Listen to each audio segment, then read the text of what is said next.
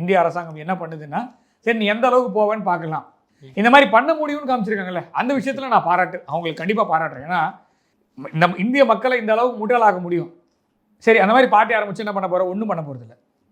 நீ அரச முடியாது, இருக்கக்கூடிய அரசை வந்து குழப்ப முடியும், மக்களை திசை திருப்ப முடியும், ஆட்சி மாறத்துக்கு நீங்கள் முயற்சி பண்ணலாம், குழப்பத்தை உண்டு பண்ணலாம், இந்தியாவை பற்றி எரிய வைக்கலாம், ஒழுங்காக போயிட்டு இருக்க வண்டியில் பஞ்சர் பண்ணலாம், பெட்ரோல் டேங்கில் சர்க்கரையை போடலாம், இவ்வளோதான் பண்ண முடியும் உங்களால். சரி இதனால் இதை பண்ண பிறகு இந்தியா எப்படி நல்லாயிடுமா? இது யோசிக்குமா? அதாவது இந்த யோசனை மக்களுக்கு இப்போ வராது. அந்த மாதிரி தான் இந்த சோஷியல் மீடியா பிளாட்ஃபார்ம்ஸை யூஸ் பண்ணுவாங்க. நாம் ரொம்ப நாளாக சொல்லிகிட்டு இருக்க விஷயம் தான், சோஷியல் மீடியாவுக்கு கடிவாளம் போடுங்க. ஜென்ரலாக யூடியூப் சேனல்களுக்கு கடிவாளம் போடுங்கன்னு சொல்கிறது எதுக்குன்னா, இந்த மாதிரி வரக்கூடாதுன்றதுக்காக தான் ஜென்ரலாக சொல்கிறது. இப்போ நம்ம பேச போகிறதே யூடியூப்பில் தான் போகுது, நான் இல்லைன்னுலாம் சொல்லலை. ஸோ எனக்கு வந்தால் ரத்தம், அவனுக்கு வந்தால் தக்காளி சட்னிலாம் சொல்லலை. ஆனால் அதுக்குன்னு ஒரு வரைமுறை இருக்குது.